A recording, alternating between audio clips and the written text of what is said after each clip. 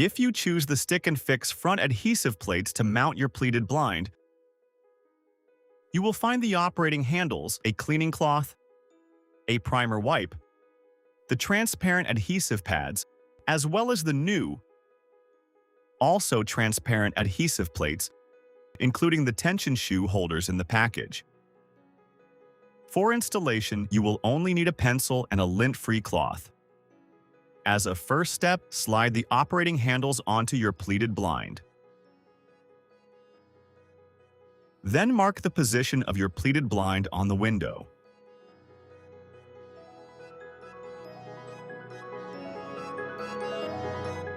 To prepare the adhesive plates, insert the tension shoe holders into the recesses on their upper side with a twisting motion. Make sure that they are correctly aligned towards the outside of the window.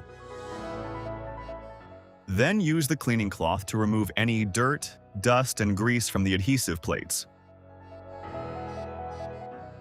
As indicated, always wipe in one direction only. Then dry them with a paper towel. Proceed in the same way with the window. Next, apply the primer to all clean surfaces and wait 5 minutes before continuing with the installation. Make sure not to touch the prepared surfaces again. Now remove the adhesive pads from the backing film and attach them to the adhesive plates.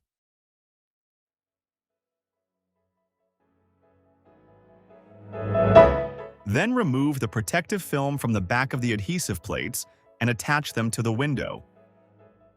Make sure that they are flush with your markings and that the tension shoe plates are aligned towards the outside of the window.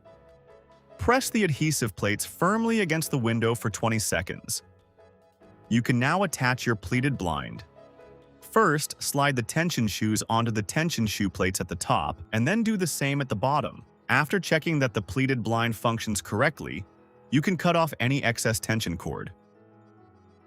We hope you enjoy your new pleated blind.